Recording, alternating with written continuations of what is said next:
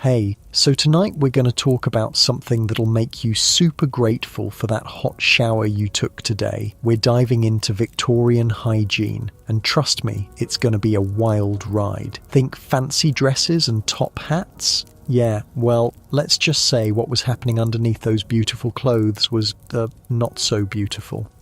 Oh, and if you're enjoying these stories, I'd really appreciate a like or subscribe. Super curious where you're all listening from, so drop a comment with your location and what time it is there. Always blows my mind how people are falling asleep to this all over the world. Alright, find that cozy spot, take a nice slow breath, and just let your body sink into whatever you're lying on. We're heading back to 1850-something London, and trust me, you're going to be real grateful for that mattress by the time we're done. So, congratulations! You just woke up in Victorian London.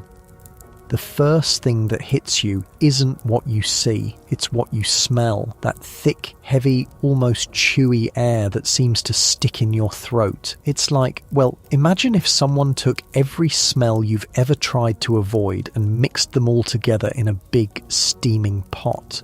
Human waste.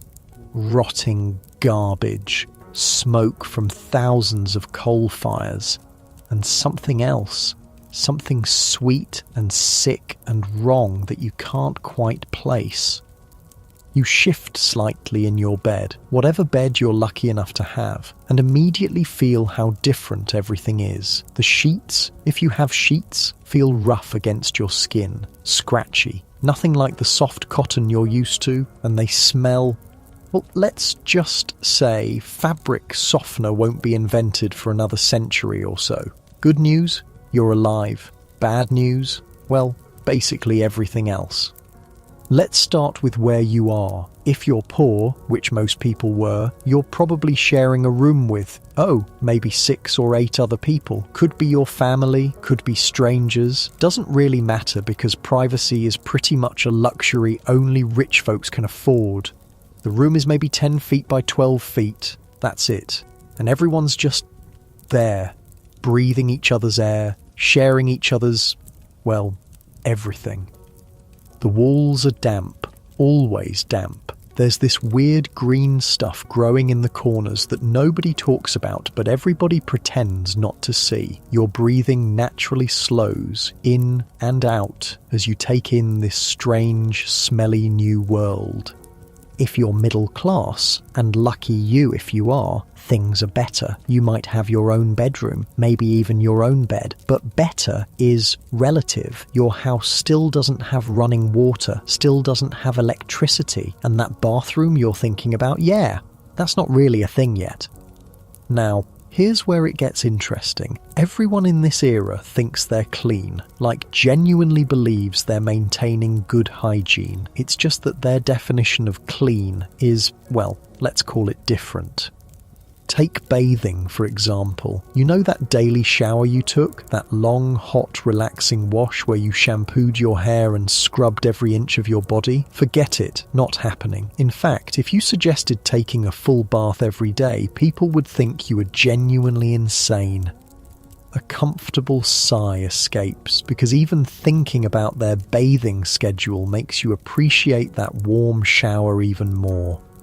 See, Victorians believed that bathing too much was actually dangerous, like medically harmful. They thought all that water would weaken your constitution, make you sick, maybe even kill you. So most people, they'd take a full bath maybe once a week. If they were fancy, if they were poor, maybe once a month, maybe.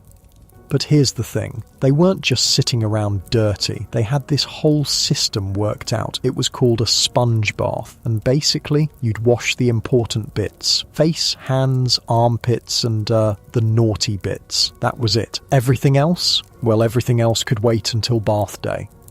Picture this. You're standing in your bedroom, because that's where most people washed, next to a little wooden stand with a bowl and a pitcher of cold water. Cold, because hot water on demand, that's basically magic at this point. You pour the water into the bowl, grab a cloth or a sponge, and you just spot clean. like you're detailing a car, but the car is your body, and the detailing is minimal.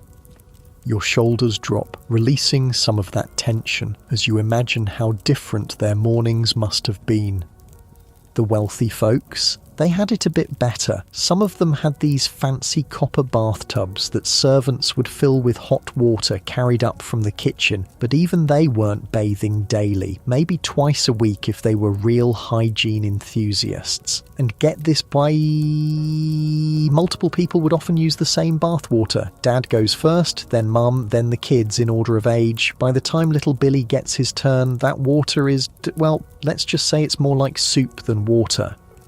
Teaching people how to take a bath. Can you imagine? Bath for Dummies, but in 1858, these books had rules, because apparently that could kill you. Don't wash your face when travelling unless you can purify the water with alcohol or ammonia first. Take Russian baths, where you wash your face with extremely hot water, then extremely cold water to prevent wrinkles. Getting more comfortable now, settling deeper into your bed, and honestly, their bathing advice sounds exhausting. Now let's talk about teeth. Oh boy, let's talk about teeth. Toothbrushes existed, but they were expensive and, how do I put this, not great. They had wooden handles and bristles that were basically just really stiff animal hair. Like, imagine brushing your teeth with a tiny scrub brush. One that costs about as much as you'd spend on groceries for a week. So, what did poor people do? Well, they got creative. Some people used celery, just chewed on celery and hoped for the best. Others made their own toothpaste out of chalk, soot, or powdered cuttlefish bone. Yeah, cuttlefish bone, in your mouth, on purpose.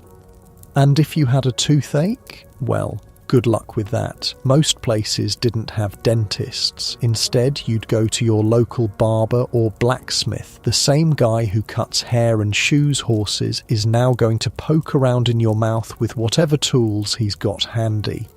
No anesthesia. No proper training. Just hope for the best and try not to scream too loud.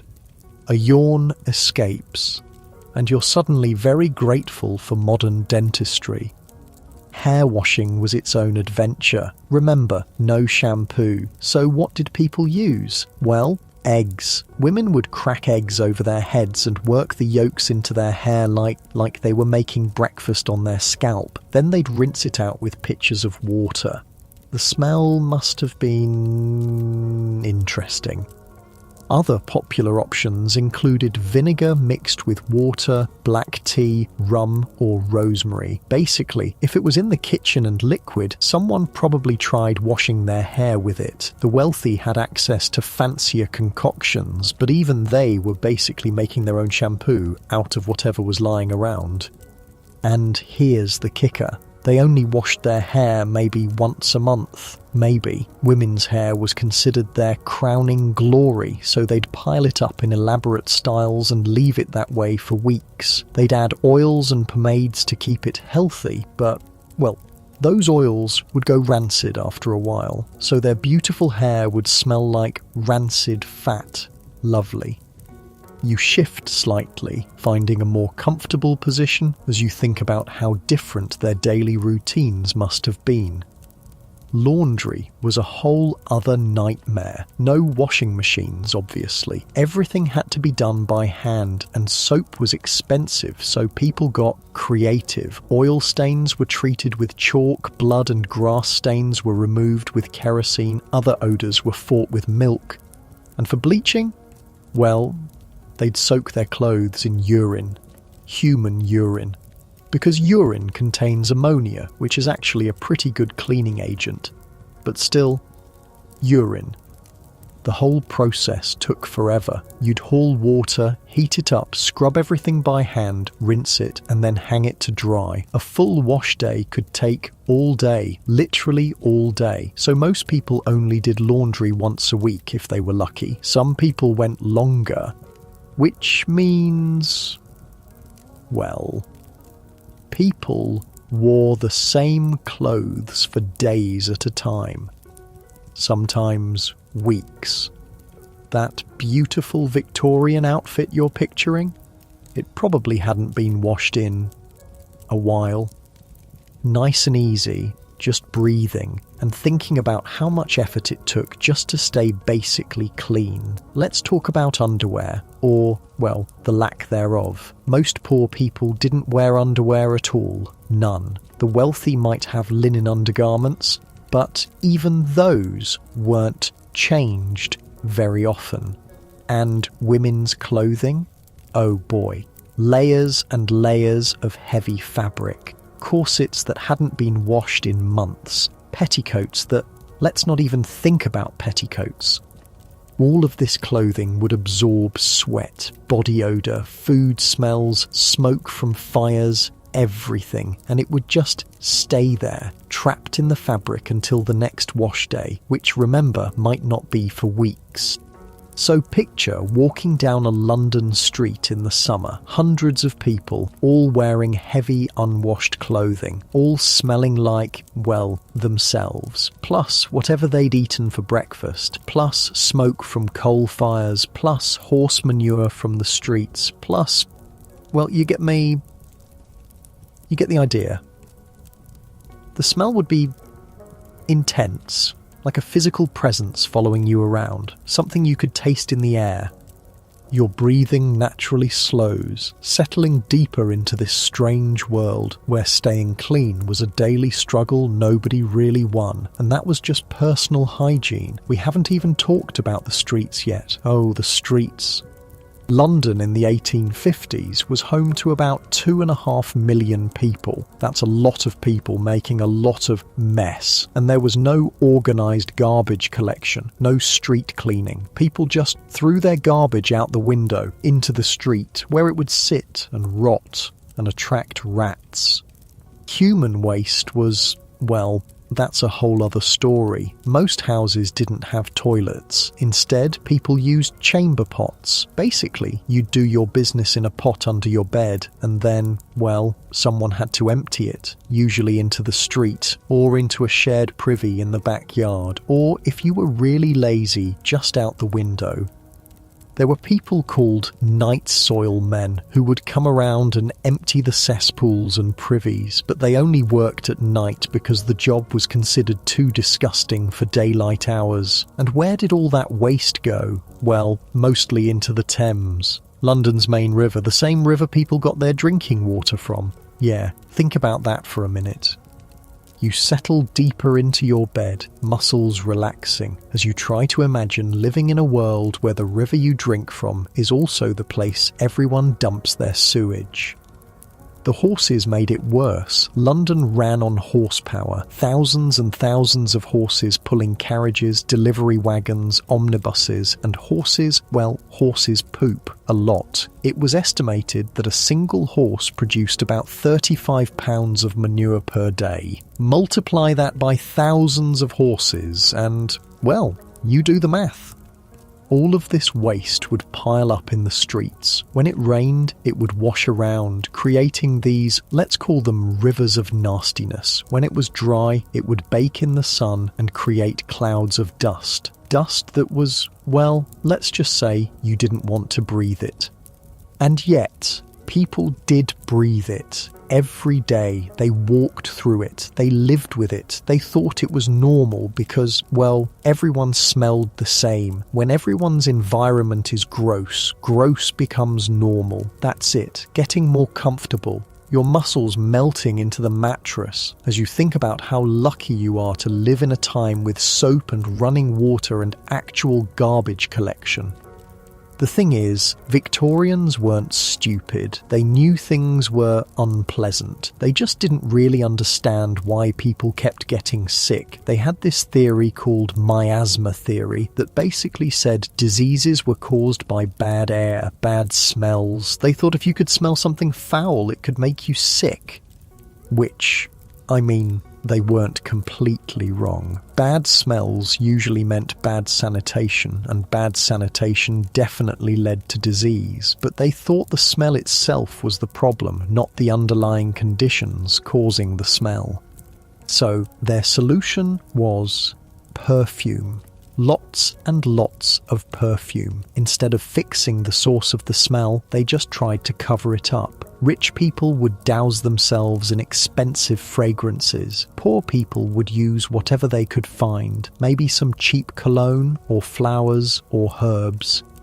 But here's the thing about trying to cover up the smell of unwashed bodies, unwashed clothes, and sewage-filled streets with perfume. It doesn't really work. It just creates this weird, sickly sweet combination that's somehow worse than the original smell. Imagine vanilla air freshener mixed with, well, a porta potty. That's basically what wealthy Victorians smelled like. A comfortable sigh escapes, and you're so grateful for modern understanding of hygiene and disease.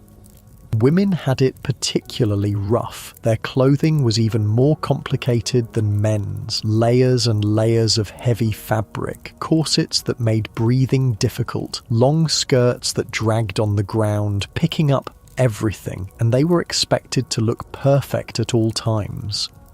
Makeup existed, but it was dangerous. Face powder often contained lead, rouge contained mercury, and since people didn't understand what these chemicals could do to the human body, well, many Victorian women were literally poisoning themselves in the name of beauty. Hair dye was even worse. There was this popular product called Hall's Hair Renewer that promised to hide grey hair and restore youthful colour. The secret ingredient? Lead. People were rubbing lead directly into their scalps, wondering why they felt sick all the time. Your shoulders drop, releasing tension. As you think about how much we've learned about chemistry and safety. And then there were the beauty routines. Without modern skincare, people came up with interesting solutions. They'd use lemon juice to lighten freckles, butter to moisturize dry skin, raw meat as face masks. They'd sleep with slices of raw beef on their faces, thinking it would keep them looking young. The smell in a Victorian bedroom, especially a wealthy Victorian bedroom with all these beauty treatments, must have been complex. Raw meat, lead-based cosmetics, unwashed hair with rancid pomade, and whatever perfume they were using to try to cover it all up. But you know what? They made do. They adapted. They found ways to feel clean and attractive within the constraints of their world. It's actually kind of impressive when you think about it. They were working with what they had, doing their best with the knowledge available to them. Getting cozy now. Really settling in. And there's something almost admirable about their resourcefulness, even if their methods were questionable. The wealthy had servants to help with the worst of it, maids to empty chamber pots, laundresses to deal with the clothes, bath attendants to heat and carry water, but the servants themselves, well, they were often even dirtier than their employers. They couldn't afford to take time for personal hygiene when they were busy maintaining everyone else's. Poor people just did their best, shared resources, helped each other out, and accepted that being clean was a luxury they couldn't afford. They focused on survival, on finding enough food to eat, enough work to pay rent, enough coal to keep warm. Hygiene was something you worried about when you had everything else figured out. And in 1850-something London, most people definitely did not have everything else figured out. Nice and easy, breathing deeply as you imagine trying to navigate daily life in a world where everything was harder, where taking a bath was an event that required planning, where brushing your teeth was a luxury, where staying clean was a constant battle against a dirty world. The funny thing is, they probably would have looked at our modern obsession with cleanliness and thought we were crazy. Daily showers, changing clothes every day, washing our hands multiple times a day. They would have worried we were washing away our natural defences, making ourselves weak and susceptible to disease.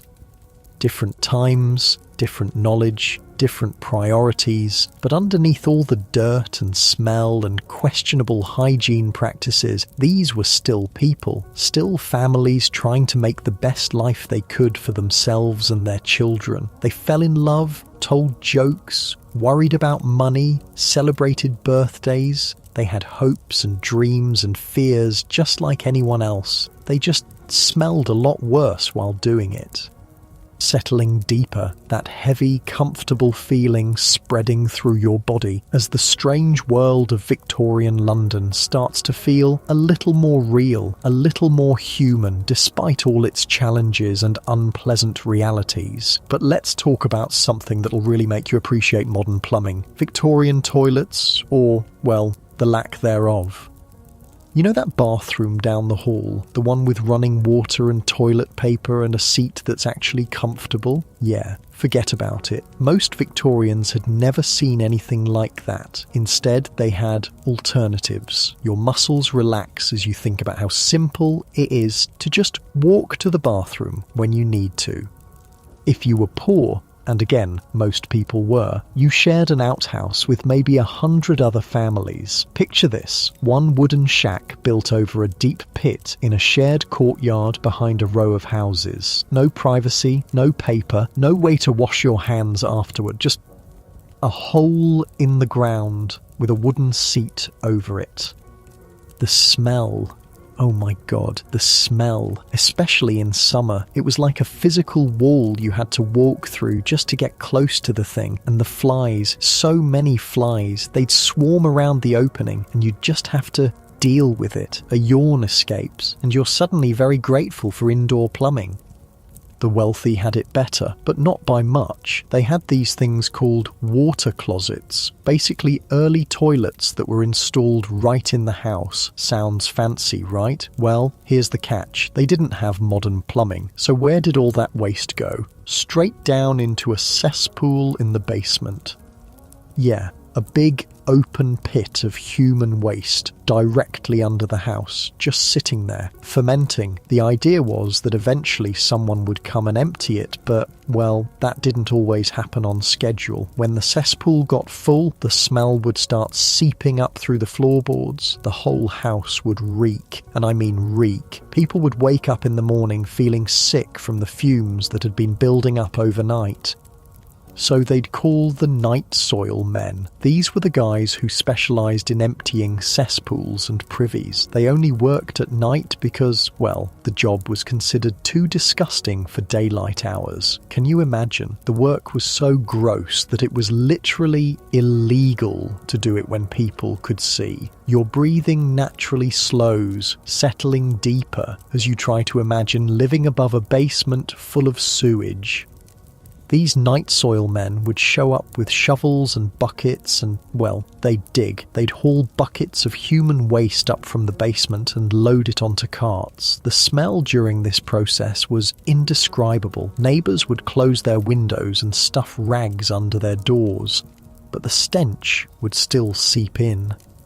And where did all this waste go? Well, that's where it gets interesting. See, human waste was actually valuable. Farmers needed fertiliser and, well, human poop makes excellent fertiliser, so the night soil men would sell it. They'd cart it out to farms outside the city and sell it to farmers who would spread it on their fields. Which means the vegetables you'd eat for dinner were literally grown in human waste from the city, where people were dying of cholera and typhoid and God knows what else. The cycle was, well, it was pretty gross when you think about it. Getting more comfortable. And honestly, thinking about their farming practices makes you appreciate modern agriculture. But here's the thing, even this system was breaking down by the 1850s. London was just too big, too many people producing too much waste. The night soil men couldn't keep up. Cesspools were overflowing, streets were flooded with sewage when it rained, and diseases were spreading like wildfire.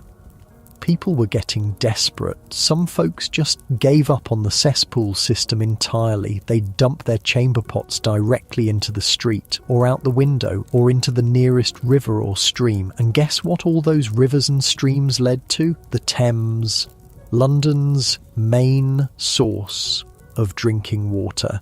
So people were literally drinking water contaminated with their own sewage, and wondering why they kept getting sick. Your shoulders drop, releasing that tension as you think about how obvious the connection seems now. The government knew there was a problem. Scientists knew there was a problem. Hell, everyone with a nose knew there was a problem, but nobody could agree on what to do about it. Some people thought the solution was to build more cesspools. Others wanted to dump everything into the Thames and let the river carry it away. Still others thought they should just live with it. After all, London had always smelled bad. Why change now? And then came the summer of 1858. Oh boy, the summer of 1858.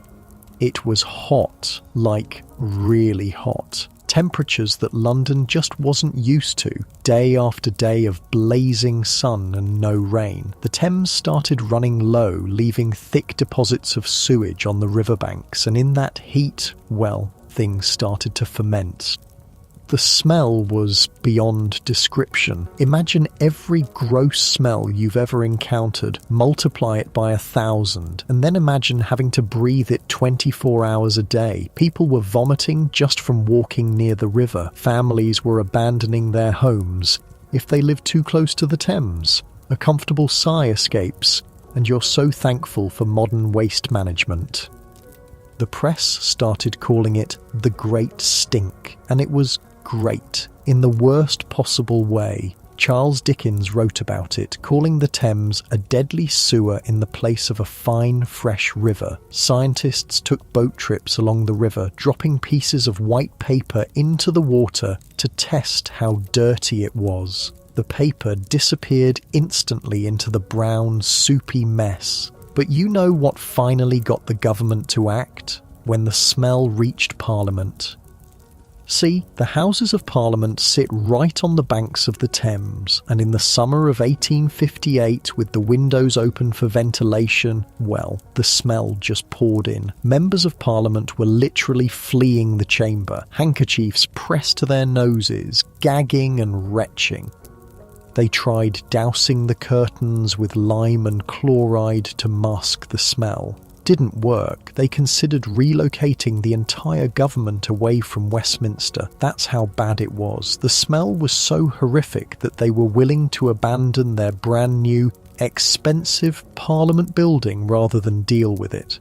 Finally, they decided to do something about the sewage. That's it. Just relaxing into the story, thinking about how sometimes it takes a crisis to force change.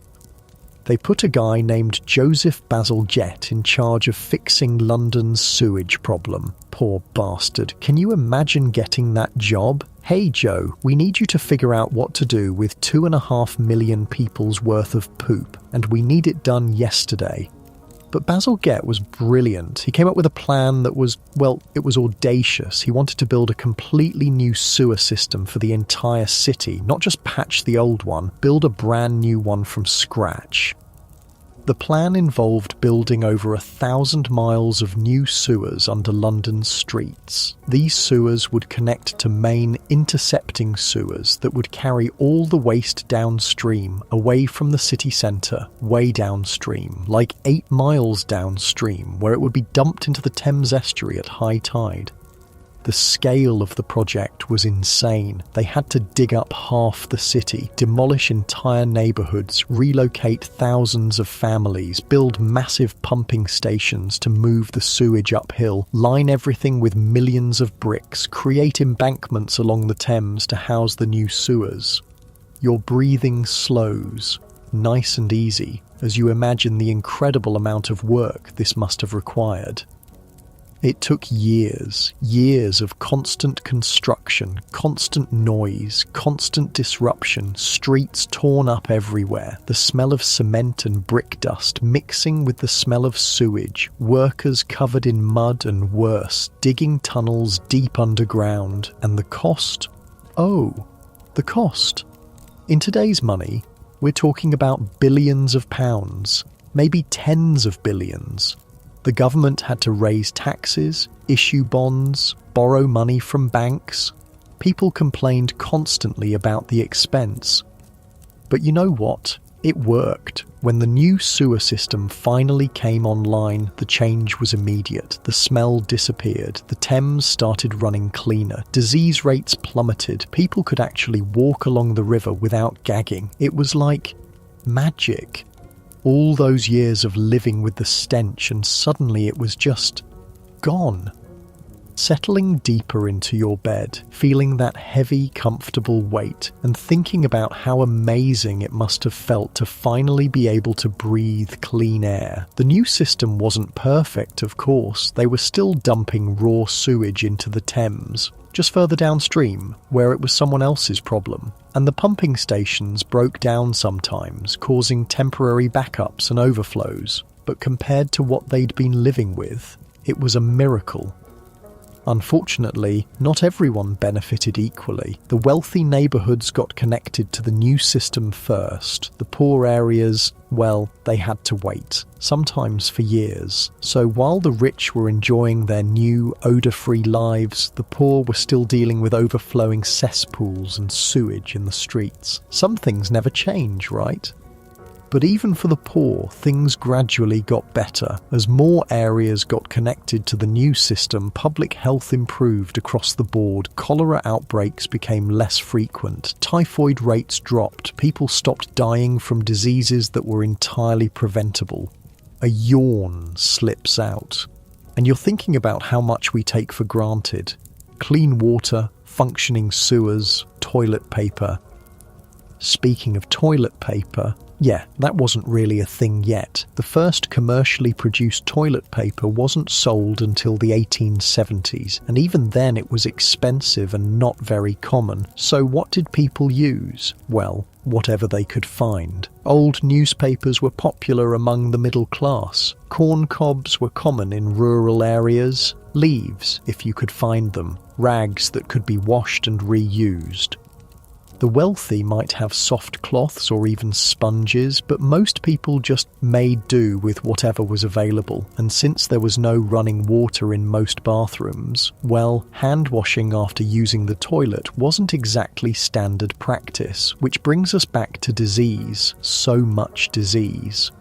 Cholera was the big killer. It would sweep through London in waves, killing thousands of people at a time. Poor areas were hit hardest because they had the worst sanitation, but the disease didn't discriminate. Rich people died too, and doctors had no idea what caused it.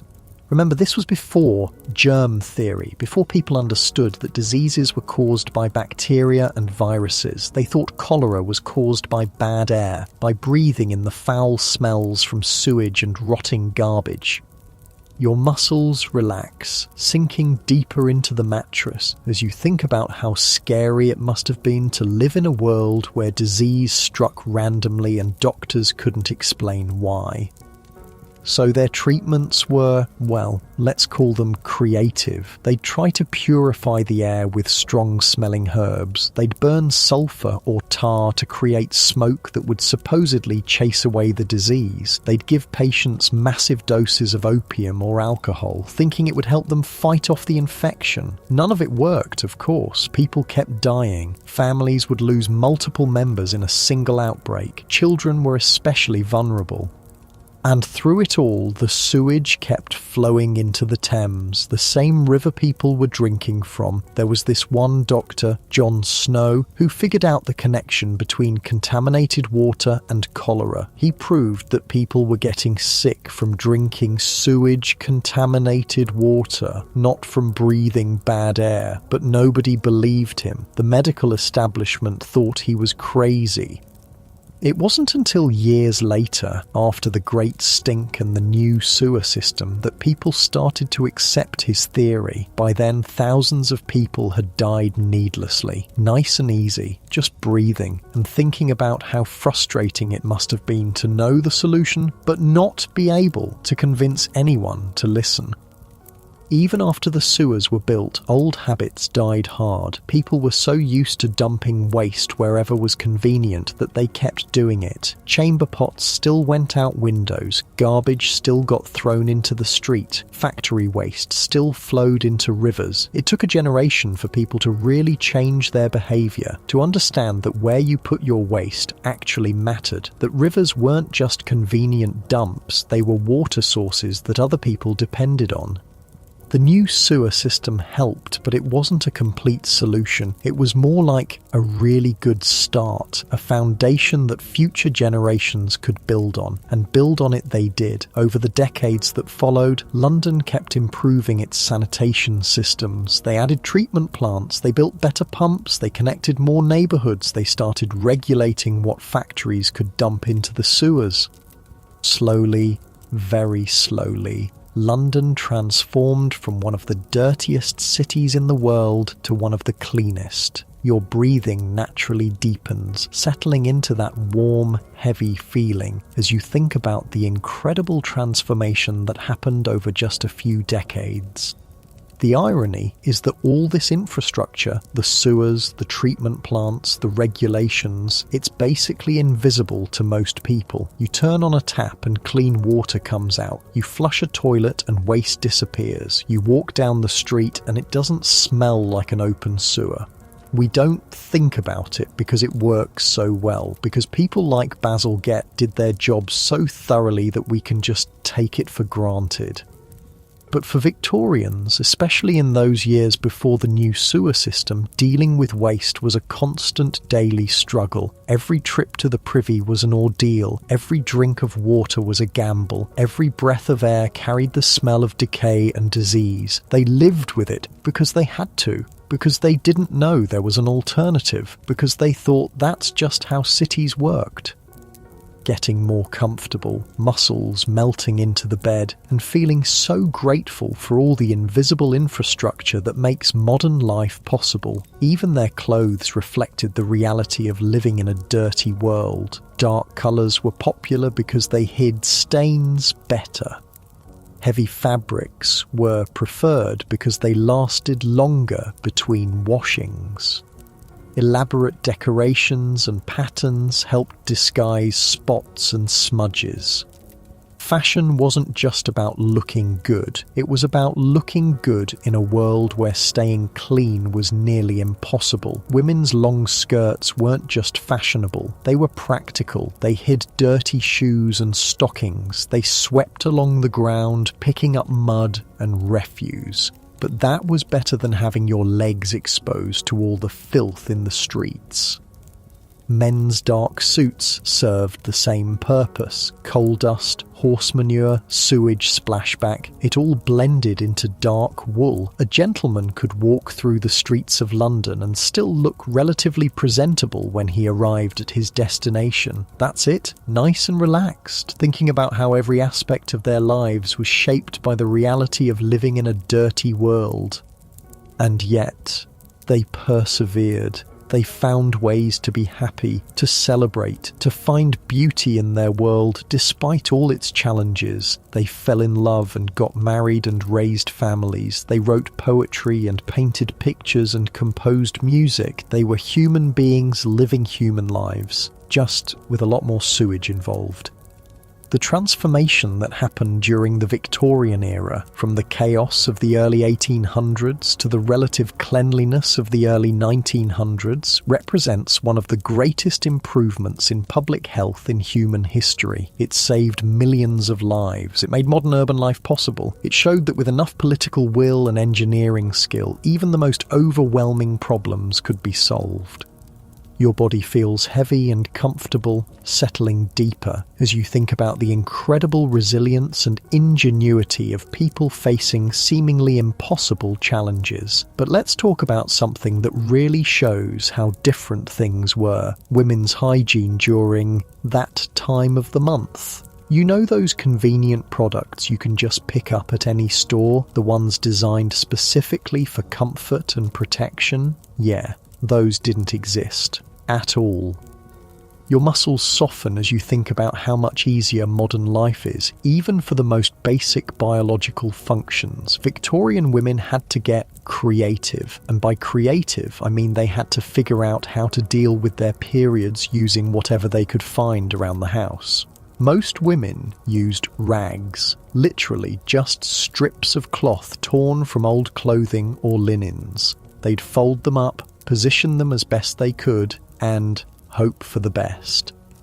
These rags could be washed and reused, which was good because buying new fabric was expensive, but washing them was, well, let's just say it was another chore in an already long list of unpleasant tasks. You'd have to rinse them in cold water. Hot water would set the stains, then scrub them with whatever soap you could afford, then hang them somewhere to dry. And where do you hang menstrual rags to dry? You can't exactly put them on the line outside for all the neighbours to see, so they'd hang them in bedrooms, in basements, anywhere private where they could air dry without causing scandal. A comfortable sigh escapes, and you're suddenly very grateful for modern conveniences. Wealthy women had it slightly better. They could afford softer fabrics, maybe even some purpose-made cloths, but even they were dealing with essentially the same system. Rags, washing, reusing, repeat. The really wealthy might have had servants to deal with the washing, but that meant, well, your most intimate hygiene was being handled by people who were essentially strangers. People who were probably gossiping about it in the servants' quarters. Privacy was pretty much non-existent when it came to personal hygiene. And here's the thing, doctors of the time had some truly bizarre ideas about menstruation. They thought it was caused by hysteria. They thought women became temporarily insane during their periods. They prescribed all sorts of weird treatments. Cold baths, bloodletting, doses of mercury. The same stuff that's toxic to humans. Doctors were prescribing it for menstrual cramps. Your breathing naturally slows, settling deeper as you think about how little medical science understood about women's bodies. The first disposable menstrual products weren't invented until the late 1800s, and even then they were not great. Early tampons were basically just cotton wadding with no applicator. Pads were thick, bulky things that attached to belts worn around the waist. And they were expensive. Really expensive. Most women couldn't afford them, so they stuck with the rag system well into the 20th century. But at least by then, people were starting to understand that menstruation was normal, that it wasn't caused by moral failing or mental illness, that women didn't need to be locked away or treated like invalids once a month. Progress, but very slow progress. Speaking of medical treatments, oh boy. Victorian medicine was, let's call it, experimental. Doctors didn't really understand what caused most diseases, so their treatments were basically just educated guessing, and some of the guesses were, well, terrifying. Take bloodletting, for example. Doctors thought that most illnesses were caused by having too much blood, so their solution was to drain some out. They'd use leeches or make cuts in your arms or use special cups to suck blood out through your skin. Feeling weak and dizzy? Must be too much blood. Headache? Definitely too much blood. Broken leg? Well, probably still too much blood. Somehow. Nice and easy, just breathing and thinking about how scary it must have been to get sick in an era when the cure might be worse than the disease. Mercury was the wonder drug of the Victorian era. Doctors prescribed it for everything. Syphilis, depression, constipation, teething in babies. If you had a problem, mercury was probably going to be part of the solution. Of course, mercury is incredibly toxic. It causes brain damage, kidney failure, birth defects, but doctors didn't know that. They just knew that mercury seemed to do something when you gave it to patients. The fact that it was slowly poisoning them, well, that wasn't really understood until much later. People would come to doctors with minor ailments and leave with mercury poisoning, which caused new symptoms, which required more treatment, which often involved more mercury. It was a vicious cycle that probably killed more people than it helped. Opium was another popular treatment for everything. Couldn't sleep? Opium. In pain? Opium. Crying baby? Give the baby some opium. Yes, they gave opium to babies regularly. There were patent medicines specifically marketed for teething infants that were basically just opium syrup. Mrs. Winslow's soothing syrup was incredibly popular among mothers because it would instantly calm fussy babies. Your shoulders drop, releasing tension as you realise how dangerous everyday life was when nobody understood basic pharmacology. The thing is, opium did work. It relieved pain, helped people sleep, calmed anxiety, but it was also incredibly addictive. Victorian England had a massive opium addiction problem, partly because doctors were prescribing it for everything, and partly because people could buy it over the counter at any pharmacy. You could walk into a chemist's shop and buy laudanum, which was basically liquid opium, the same way you'd buy aspirin today. No prescription needed, no questions asked. Housewives were buying it for menstrual cramps and accidentally becoming opium addicts. Workers were using it for back pain and couldn't stop. Children were being given it for minor illnesses and developing dependencies before they could even walk. And nobody really understood why people kept wanting more and more of these medicines. Addiction wasn't well understood. People thought it was a moral failing, not a medical condition. Getting more comfortable now, muscles relaxing, as you think about how much medical science has advanced. Surgery was basically a death sentence. There was no anesthesia until the very late Victorian period, and even then it was dangerous and unpredictable. Most surgical procedures were done with the patient fully conscious, held down by assistants while the surgeon worked as quickly as possible. Can you imagine having a tooth pulled or a limb amputated or a tumour removed while you're completely awake and feeling everything? They'd give you a leather strap to bite down on and a shot of whiskey, and that was about it for pain management. Surgery was something you only did if the alternative was certain death, and even if you survived the procedure, infection was almost guaranteed. Doctors didn't understand that they should wash their hands or sterilise their instruments. They'd go from examining diseased corpses to performing surgery without even wiping their hands clean. Hospital infections killed more people than the original injuries or illnesses. Going to a hospital was often riskier than just staying home and hoping for the best. A yawn escapes, and you're so grateful for modern medicine and sterile surgical procedures. Dentistry was even worse than regular medicine. Most people just lived with toothaches until the teeth fell out or the pain became absolutely unbearable. When they finally sought treatment, it usually meant extraction. And extractions were done without anaesthesia, using pliers or other crude tools. The dentist, who was often just the local blacksmith or barber, would grab the tooth and yank it out as quickly as possible while you screamed. Rich people could afford to have false teeth made, but they were not great. Early dentures were carved from wood, or made from the teeth of dead people, or even from animal teeth. They didn't fit well, they made eating difficult, and they rotted quickly. George Washington famously had multiple sets of dentures, and none of them worked very well. His last set was made from hippo teeth and gold wire. Can you imagine trying to eat with hippo teeth wired into your mouth? Most people just went without teeth. They'd eat soft foods, mumble when they talked, and look decades older than they actually were. Your breathing deepens, settling into the story, thinking about how much we take modern dental care for granted. But here's something interesting. Despite all these medical challenges, people still tried to look their best. Beauty standards existed, and people went to incredible lengths to meet them. Pale skin was fashionable because it showed you didn't have to work outside in the sun. So women would do everything possible to stay pale. They'd use parasols, wear long gloves, cover their faces with veils.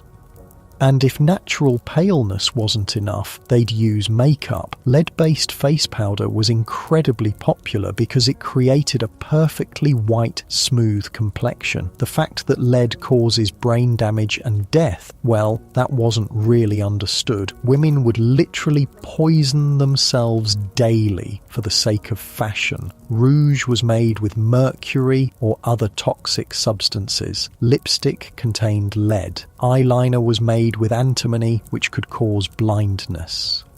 Getting ready for a fancy party meant covering yourself in toxic metals and hoping you didn't get sick before the evening was over. That's it, nice and relaxed, muscles melting into the mattress as you think about the irony of people trying to look healthy while slowly poisoning themselves.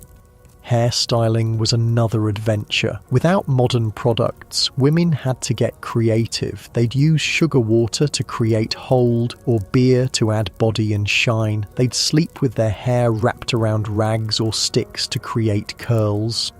And they'd rarely wash it. Remember, hair washing was a monthly event at best, so all these styling products would just accumulate, layer after layer of sugar, beer, pomade, powder, all building up over weeks until it formed a kind of helmet around their heads.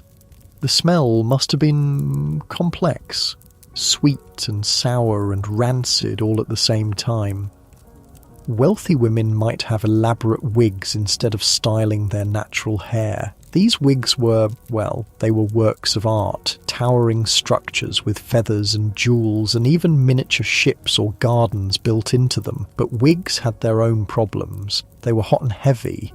They attracted lice and other insects. And they were expensive to maintain. You had to take them to a specialist to be cleaned and restyled.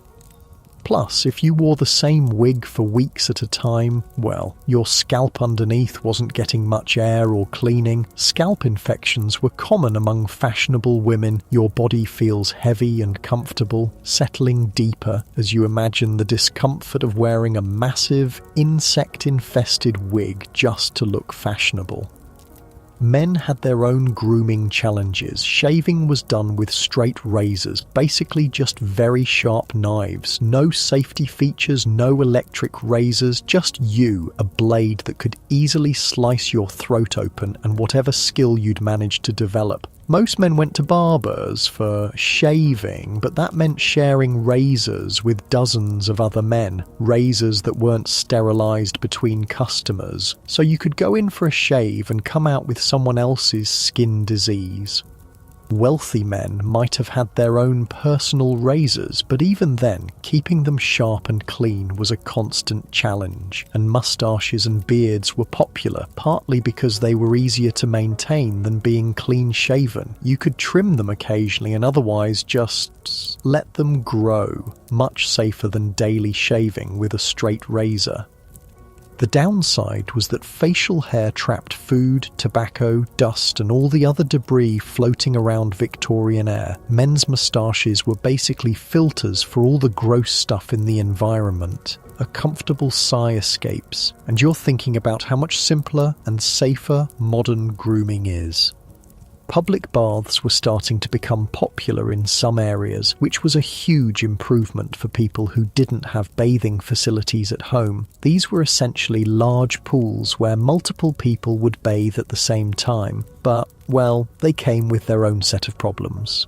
The water wasn't changed very often. People with all sorts of diseases and skin conditions would use the same pools, and there was no filtration or chemical treatment to kill bacteria. So while public baths were cleaner than not bathing at all, they were also excellent places to catch whatever diseases other bathers might be carrying. Still, they were popular because for many people it was the only chance they had for a real full-body wash. Workers would save up their pennies to afford a visit to the public baths once a week or once a month. The experience was social. People would chat, gossip, conduct business. It was like a community centre that happened to involve being naked in dirty water with strangers. Nice and easy, just breathing and thinking about how different social norms were when privacy was such a luxury. Despite all these challenges, people found ways to feel good about themselves. They developed their own standards of cleanliness within the constraints of their world. They took pride in having clean hands and faces, even if the rest of them wasn't so fresh. They valued nice clothing, good grooming, pleasant breath. They used what resources they had to present themselves as well as possible. And they adapted. They became accustomed to smells that would horrify us today. They developed tolerance for discomfort that seems incredible by modern standards. In a way, it's impressive. These people were incredibly resilient. They lived full, rich lives despite conditions that we would consider intolerable. Your muscles continue to relax, sinking deeper into comfort as you think about human adaptability and resilience. Children grew up in this environment and thought it was normal. They played in streets filled with garbage and sewage. They helped their families with laundry and chamber pots and all the unglamorous tasks of daily survival. And they still found ways to be children, to play games, tell stories, laugh with their friends. They adapted to their world just like children always do. The wealthy tried to shield their children from the worst of it, but even rich kids lived in a world without antibiotics, without vaccines, without basic understanding of hygiene and disease prevention. Childhood mortality was heartbreakingly high. Families would have many children knowing that only some of them would survive to adulthood. Parents couldn't protect their children from diseases they didn't understand. Yet people still fell in love, got married, had families. They still celebrated holidays and birthdays. They still had hopes and dreams for the future. They were living human lives in a world that was challenging in ways we can barely imagine. Getting cozy now, really settling in, and feeling a deep appreciation for all the invisible systems that keep us healthy and safe today. Now let's talk about food, because Victorian food hygiene was, well, let's just say you'd probably lose a lot of weight if you had to eat like a Victorian. Not because the food was healthy, because you'd be too terrified to eat most of it. Your muscles relax as you think about that clean, safe refrigerator in your kitchen, full of food that won't kill you. See, refrigeration didn't exist at all. The best people could do was ice boxes, and ice was expensive and hard to come by. Most people just kept their food at room temperature and hoped for the best, which meant that meat started going bad almost immediately after slaughter. Milk would sour within hours in warm weather. Vegetables would rot quickly without proper storage. So, how did people deal with this? Well, they got creative. And by creative, I mean they developed some truly questionable preservation methods. Salt was huge. People would pack meat in so much salt that it was basically mummified. It would last longer, but it was also, well, incredibly salty and tough, and not particularly nutritious after all that processing. Smoking was popular too. They'd hang meat in smokehouses for days or weeks, letting the smoke slowly dry and preserve it. Again, it lasted longer, but it was also carcinogenic as hell. People were basically eating charcoal-flavoured jerky for most of their protein. A yawn escapes. And you're so grateful for modern food safety regulations. Pickling was another option. They'd soak vegetables in vinegar or brine for months at a time. Everything was pickled. Cabbage, onions, eggs, even meat sometimes. The acid would kill bacteria and preserve the food, but it also made everything taste, well, like vinegar. Imagine eating pickled everything for months at a time. Your poor stomach. And then there was the really desperate preservation method. Just eating food that was already going bad and hoping it wouldn't kill you. Meat that was starting to turn green, cover it with spices and cook it thoroughly. Milk that was curdling, turn it into cheese. Bread that was getting mouldy, cut off the worst parts and eat the rest. People developed iron stomachs out of necessity. They had to. The alternative was starvation. Your breathing naturally slows, settling deeper as you think about how much we take food safety for granted. But here's the really scary part. People couldn't tell what was safe and what wasn't. There were no expiration dates, no health inspectors, no understanding of bacteria or foodborne illness. So people would eat spoiled food and get sick, but they'd blame it on bad air or evil spirits or just bad luck. They didn't understand the connection between rotten food and illness. Milk was particularly dangerous. It was often watered down by unscrupulous vendors, and the water they used was, well, the same contaminated water everyone was drinking. So you'd buy milk thinking you were getting something nutritious, and instead you'd get diluted sewage water with a bit of actual milk mixed in. And baby formula? That wasn't a thing. If a mother couldn't breastfeed, they'd give babies cow's milk or goat's milk or whatever was available. Often this milk was contaminated or spoiled. Infant mortality from digestive illnesses was heartbreakingly common. Even when food was fresh, preparation was risky. Kitchens were dirty, knives were rarely cleaned properly, and people didn't understand cross-contamination. You'd cut raw meat on a wooden board, then slice bread on the same board without washing it. Getting more comfortable. And thinking about how many invisible food safety measures protect us every day. Working conditions made everything worse. If you worked in a factory, you'd be covered in soot and chemical residue all day. Then you'd come home and handle food with those same unwashed hands. Factory workers often ate their lunches right on the factory floor, surrounded by machinery that was leaking oil and spewing toxic fumes. They'd unwrap a piece of bread and eat it while breathing in lead dust or mercury vapor.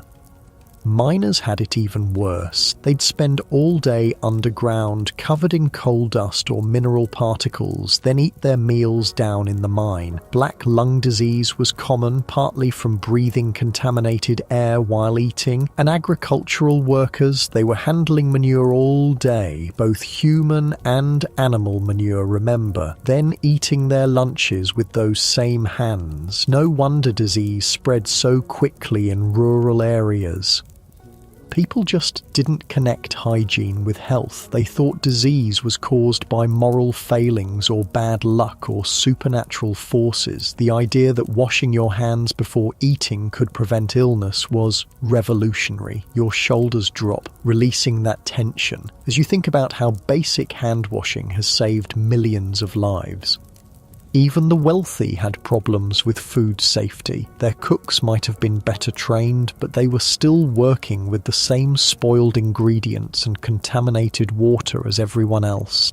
Rich people could afford more variety in their diet, but variety didn't necessarily mean safety. They'd import exotic foods from other countries, foods that had been sitting in ship holds for months without refrigeration, tropical fruits that were rotting from the inside out, spices that were full of insects and mold. And fancy Victorian dinner parties, those elaborate multi-course meals that lasted for hours. The food was sitting out at room temperature the entire time. By the time they got to the 7th or 8th course, they were basically eating science experiments.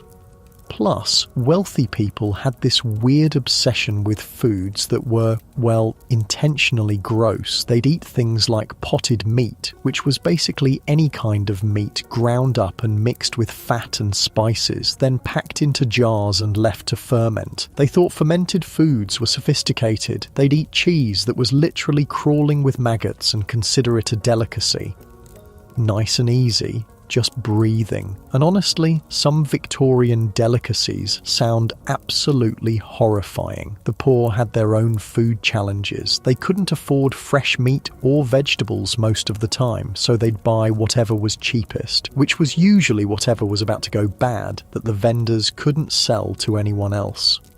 There were markets specifically for second-hand food, meat that was starting to turn, produce that was bruised or rotting, dairy products that were past their prime. Poor people would shop these markets because it was all they could afford. And street vendors? Oh boy, street vendors would sell food that had been sitting out in the sun all day, covered in flies and dust and God knows what else. Meat pies made from mystery meat, milk that had been sitting in dirty containers, bread that was more sawdust than flour. But people were hungry, and hungry people eat whatever they can get. A comfortable sigh escapes, and you're thinking about how food insecurity makes every choice a gamble. Alcohol was often safer than water, which led to some interesting dietary habits. People would drink beer or wine with every meal, including children. It wasn't that they were trying to get drunk, it was that fermented beverages were less likely to make you sick than contaminated water. So Victorian children would start their day with small beer, a low-alcohol brew that was considered a breakfast drink. Workers would drink beer throughout the day to stay hydrated. Even babies were sometimes given diluted alcohol instead of water. This led to a society where mild intoxication was basically the default state for a lot of people. Not drunk exactly, but not completely sober either, which probably made the smells and discomfort of daily life a bit more tolerable, honestly. The spice trade existed partly because spices helped mask the taste of spoiled food. If your meat was going bad, you'd load it up with pepper and cinnamon and hope for the best. Strong flavours covered up the taste of decay. That's why Victorian cooking was so heavily spiced compared to earlier periods. It wasn't just about flavour, it was about survival.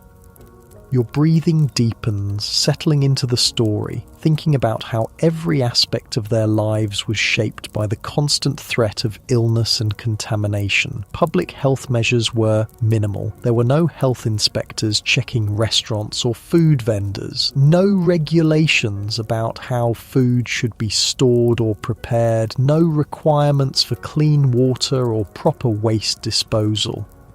If you got sick from eating contaminated food, that was just life. Bad luck. Something to endure and hope you survived. The first food safety laws weren't passed until the very end of the Victorian era, and even then they were limited and poorly enforced. It took decades of lobbying by reformers and scientists to convince governments that regulating food safety was actually important.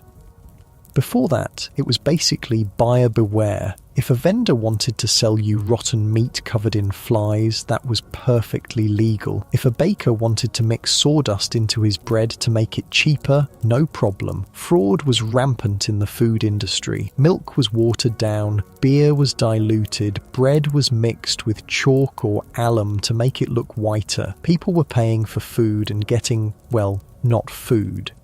And there was no way to test these things, no way to know what you were actually eating. You just had to trust that the vendor wasn't trying to poison you for profit. Getting cozy now, muscles relaxing, as you think about how much regulation and oversight goes into every bite of food we eat today. The wealthy tried to protect themselves by hiring food tasters or buying from trusted vendors, but even that wasn't foolproof. Rich people got food poisoning too. They just had better access to medical care when it happened. Poor people often had no choice but to eat whatever they could afford, even if they suspected it might be contaminated. Better to risk getting sick than to definitely starve. And children were especially vulnerable. Their developing immune systems couldn't handle the constant assault of contaminated food and water. Child mortality from digestive illnesses was one of the leading causes of death. Parents would watch their children get sick over and over again from the food they were providing, but there wasn't much they could do about it. Clean, safe food was a luxury most families couldn't afford.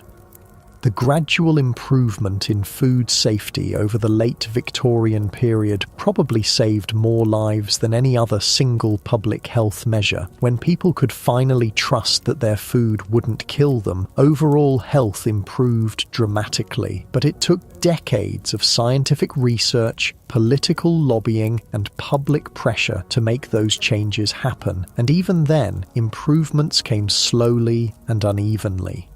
That's it. Really settling in now, thinking about how many invisible systems work together to keep us safe and healthy. Personal hygiene standards started to improve gradually as well, but change was slow. The wealthy led the way, partly because they could afford soap and clean water, and partly because they had social pressure to maintain appearances.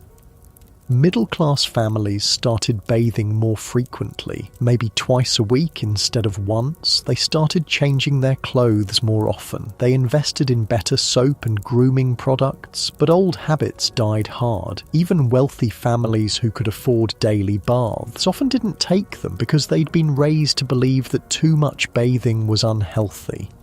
And the poor, well, the poor were still struggling with basic survival. When you're working 14-hour days in a factory for barely enough money to buy food, spending money on soap and taking time for bathing feels like an impossible luxury. Social attitudes toward cleanliness were starting to shift though. Being clean was becoming associated with being moral, respectable, successful. Dirty people were seen as lazy or immoral, regardless of their actual circumstances. This created pressure to at least appear clean. Even if you couldn't afford to actually be clean, people would wash their hands and faces carefully, keep their visible clothing as clean as possible, and hope nobody noticed the rest. Your body feels heavy and comfortable, sinking deeper into the mattress as you think about the social pressure to maintain appearances even when basic hygiene was so difficult. The invention of cheaper soap helped a lot. Early Victorian soap was expensive and harsh. It was made with lye and animal fat, and it would strip your skin raw if you used too much of it. But as manufacturing improved, soap became cheaper and gentler. Companies started marketing different types of soap for different purposes. Gentle soap for faces, strong soap for laundry, medicated soap for skin problems. This was revolutionary. For the first time, ordinary people could afford to have multiple types of soap. They could choose products specifically designed for their needs instead of just using whatever they could get. Advertising played a huge role in changing attitudes toward hygiene. Soap companies started running campaigns that associated their products with beauty, health, and social success. They'd show before and after pictures of people who looked healthier and happier after using their soap. They'd create elaborate stories about the social benefits of being clean. These ads were often ridiculous by today's standards, but they were effective. They helped create a culture where being clean was seen as important, desirable, and achievable. Nice and easy, just breathing. And thinking about how marketing helped shift entire cultural attitudes toward hygiene. Medical understanding was slowly improving too. The discovery that diseases were caused by germs rather than bad air was gradually gaining acceptance in the medical community. This led to new recommendations about hand washing, wound care, and general cleanliness.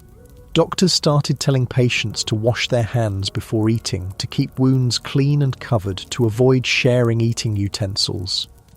These recommendations seem obvious now, but at the time they were revolutionary. People had never connected personal hygiene with disease prevention. Hospitals started implementing basic sanitation measures. They began washing their instruments between patients, requiring doctors to wash their hands, isolating patients with contagious diseases.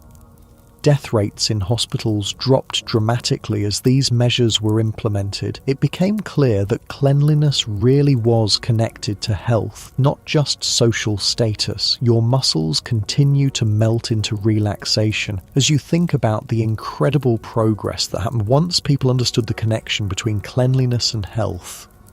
Schools started teaching basic hygiene to children. They'd have lessons about washing hands, brushing teeth, keeping clothes clean. Children would bring these lessons home to their families, gradually spreading better hygiene practices throughout the community. This was especially important in poor areas where adults might not have access to health information, but children could learn it at school and share it with their families. Public health campaigns began promoting basic sanitation measures. Posters would show people how to wash their hands properly, how to dispose of waste safely, how to keep their homes clean. These campaigns were often funded by soap companies or other businesses that benefited from increased hygiene, but they still provided valuable public education. The message was simple but revolutionary. Being clean will keep you healthy. Taking care of your body is important. You have some control over whether you get sick. Settling deeper now, feeling that warm, heavy comfort as you think about how empowering it must have been to finally understand that you could take steps to protect your own health. You know what's amazing though? Despite all of these challenges, despite living in a world where basic cleanliness was a daily struggle, people still found ways to take pride in their appearance. They still fell in love, still got married, still raised families and celebrated holidays, and found moments of joy and beauty in their lives. Your breathing slows naturally, deeper and more relaxed, as you think about the incredible resilience of the human spirit. Victorian women would spend hours getting ready for special occasions, even with all the limitations they faced. They'd carefully wash their faces and hands with whatever soap they could afford. They'd brush their hair for what felt like forever, trying to work through weeks of accumulated oils and styling products. They'd put on their best dress, the one they'd been saving and carefully maintaining for months. They'd add whatever jewellery or accessories they owned. They'd dab a bit of perfume on their wrists, hoping it would last the evening. And you know what? They felt beautiful. They felt special. They felt ready to face the world. Because beauty, real beauty, isn't about having perfect hygiene or expensive products. It's about feeling good in your own skin, whatever that skin happens to smell like. The wealthy had more resources. Sure, they could afford better soaps, finer clothing, more elaborate beauty routines. But they were dealing with the same basic limitations as everyone else. No running water, no understanding of germs, no effective medicine. A comfortable sigh escapes, and you're thinking about how people have always found ways to feel good about themselves, regardless of their circumstances. Rich Victorian women would have servants to help them dress and do their hair, but those servants were often dirtier than their employers. The irony was that the people maintaining everyone else's cleanliness often had no time or resources to maintain their own. Maids would spend their days washing other people's clothes, cleaning other people's chamber pots, helping other people bathe, then go home to their own overcrowded, unsanitary living conditions. Butler and footman would polish silver and serve elaborate meals while wearing gloves to hide their own unwashed hands. They'd maintain perfect posture and impeccable manners while their own bodies were crying out for basic care. The class system meant that cleanliness became a marker of social status. If you could afford to be clean, you were obviously successful. If you were dirty, you were obviously poor and probably morally deficient too. This created enormous pressure on working class people to at least appear clean. Even when they couldn't afford to actually be clean, they'd wash their hands and faces obsessively, keep their visible clothing as neat as possible, and hope nobody looked too closely. Your shoulders naturally drop, releasing that tension as you think about the unfairness of judging people's character based on things they couldn't control. But slowly, very slowly, things began to change. The Great Stink of 1858 was really the turning point. When the smell from the Thames became so bad that even Parliament couldn't function, the government finally had to act. Bazalgette's sewer system wasn't just about moving waste away from the city centre, it was about fundamentally changing how people thought about sanitation and public health. For the first time, people could see that human engineering could solve problems that had seemed unsolvable. That government action could actually improve people's daily lives in concrete, measurable ways. When the new sewers came online and the smell disappeared, it was like magic. People who had lived their entire lives breathing contaminated air suddenly found themselves able to walk along the Thames without gagging. Property values in previously undesirable areas shot up overnight. People started moving back to neighbourhoods they'd abandoned because of the smell. Businesses that had been struggling because customers wouldn't visit them suddenly found themselves thriving. Getting more comfortable, settling deeper into your bed as you imagine what it must have felt like to finally be able to breathe clean air. The psychological impact was enormous. People realised that they didn't have to just accept terrible living conditions. That change was possible, that their lives could actually get better. This sparked a whole movement toward urban reform. People started demanding better housing, cleaner streets, safer working conditions. They organised politically around public health issues. Women played a huge role in this movement. They were the ones dealing with most of the daily challenges of maintaining family health and hygiene. They understood better than anyone how desperately things needed to change. They formed organisations focused on public health, child welfare and sanitation reform. They lobbied for better housing laws, cleaner water supplies and improved medical care for the poor. These women were fighting for basic human dignity, the right to live in conditions that didn't make you sick, the right to raise children who might actually survive to adulthood.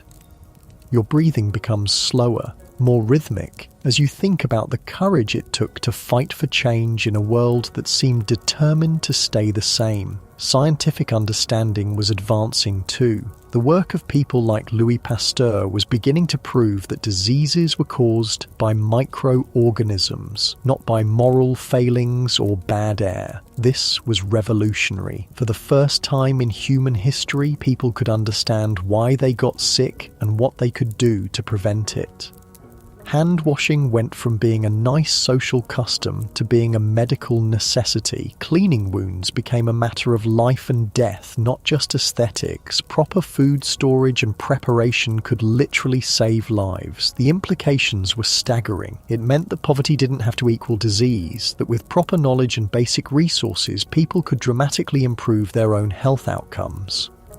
Of course, translating this knowledge into practice took time. Old habits died hard. Many people continued to believe in traditional explanations for disease well into the 20th century, but gradually, very gradually, the message spread. Schools started teaching basic hygiene. Doctors started emphasizing prevention as well as treatment. Public health campaigns promoted hand washing and sanitation. Your eyelids are starting to feel heavy now, that warm, drowsy feeling spreading through your body as you think about the slow but steady progress toward a cleaner, healthier world. The transformation wasn't just about hygiene, it was about hope. For the first time in generations, people could realistically expect their children to have better lives than they did. Child mortality rates began to drop. People started living longer. Diseases that had terrorized previous generations became less common. This created a positive feedback loop. As people got healthier, they had more energy to work on improving their conditions further. As living conditions improved, people got even healthier. The wealthy led the way, as they always do, but improvements gradually trickled down to the working classes. Better soap became affordable, basic medical care became more accessible, public health measures protected everyone, regardless of their social status. By the end of the Victorian era, London was transforming from one of the dirtiest cities in the world to one of the cleanest. The air was clearer, the water was safer, the streets were less disgusting. People could walk through the city without constantly worrying about what they might step in or breathe in. They could drink water without wondering if it would kill them. They could eat food with some confidence that it wouldn't make them sick. Your body feels heavier now, sinking deeper into the mattress as you imagine the relief and wonder of experiencing these improvements after a lifetime of struggle. But perhaps the most important change was psychological. People began to believe that they deserved better, that basic cleanliness and health weren't luxuries reserved for the wealthy, they were fundamental human rights. This shift in thinking would continue into the 20th century and beyond. It would drive improvements in housing, working conditions, medical care, and social services. The Victorian hygiene revolution was really about human dignity, about the radical idea that everyone, regardless of their social class or economic status, deserved to live in conditions that supported their health and well-being. The people who fought for these changes didn't live to see all the benefits. Many of them spent their entire lives dealing with the same unsanitary conditions they were trying to reform. But they believed in the possibility of a better future. They worked toward changes that would benefit their children and grandchildren, even if they couldn't benefit themselves. Your breathing becomes even deeper, more relaxed, as you think about the selflessness and vision it took to work toward a future they might never see. There's something deeply moving about that, about people who were struggling just to survive, taking time and energy to advocate for improvements that might not help them personally. They understood that everyone's health was connected, that diseases didn't respect class boundaries, that improving conditions for the poorest people would ultimately benefit everyone. The Victorian era taught us that even the most overwhelming problems can be solved with enough determination, scientific understanding, and political will. The Great Stink seemed like an impossible crisis. How do you clean up centuries of accumulated waste from a city of millions of people? But they figured it out. They built infrastructure that's still working today. The cholera outbreaks seemed unstoppable, a mysterious disease that killed thousands of people with no warning, but they figured out the cause and developed prevention strategies that saved countless lives. Your eyelids are growing heavier now, that drowsy, comfortable feeling spreading through your entire body as you reflect on the incredible progress that's possible when people work together toward common goals. Think about your own life for a moment. The shower you took this morning, the clean clothes you put on, the safe food you ate, the medicine you take when you're sick. All of these things exist because of the work that Victorian reformers started, because people who lived in truly terrible conditions refused to accept that things had to stay that way.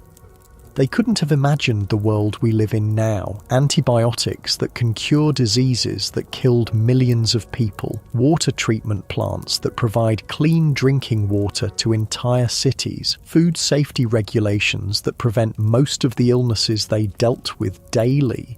But they dreamed of a cleaner, healthier world. And they took the first crucial steps toward making that dream real. Your body feels completely relaxed now, heavy and comfortable against the soft sheets as you think about the long arc of human progress. We're still working on many of the same challenges they faced. Access to clean water and sanitation is still a problem in many parts of the world. Poverty still makes people more vulnerable to disease. Social inequality still affects health outcomes. But we've learned so much. We understand things that baffled them completely. We have tools and technologies they couldn't have imagined. And most importantly, we have their example. We know that change is possible, that even the most entrenched problems can be solved with persistence and creativity and hope. Your breathing is becoming slower now, deeper and more peaceful as you settle into the comfort of your clean, safe bed. Think about how different your evening routine is from theirs. You brushed your teeth with safe, effective toothpaste and a soft toothbrush. You washed your face with gentle soap and clean water. You put on fresh, clean pajamas. You can drink water from the tap without worrying about cholera. You can eat food without wondering if it will make you sick. You can sleep in a bed with clean sheets, in a room with fresh air, in a house with proper plumbing. All of these things, these simple, everyday comforts, represent victories in the long struggle for human health and dignity. The Victorians who fought for these improvements would be amazed and delighted to see how far we've come. They'd probably be shocked by our daily hygiene routines, but they'd understand why they matter. Your eyelids are feeling heavier and heavier, that peaceful, drowsy sensation flowing through your entire body as you appreciate all the invisible systems that keep you safe and healthy. You're lying in a clean bed, breathing clean air, in a warm room that doesn't smell like sewage or smoke or decay. Your body is clean and comfortable. Your stomach is full of safe, nutritious food. These are gifts that took generations to achieve, gifts that millions of people worked toward, often without seeing the benefits themselves. Tonight, as you drift off to sleep, you're the beneficiary of all their struggles and dreams and hard work. Your breathing is becoming slower and more rhythmic, in and out, as your body naturally prepares for rest. Let your muscles relax completely, starting with your toes, your feet, your legs, just letting go of any remaining tension.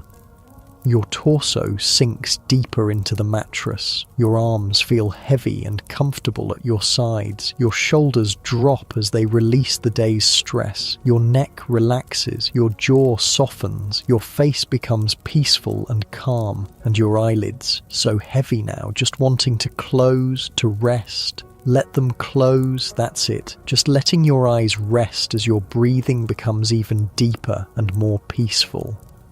You're safe and clean and comfortable, surrounded by all the invisible protections that keep you healthy. Your mind is quiet now, drifting away from the struggles of the Victorian era and into the peaceful present, where the air is clean and the water is safe, and your bed is warm and soft. Just breathing, slowly, peacefully, as you sink deeper into comfort and rest.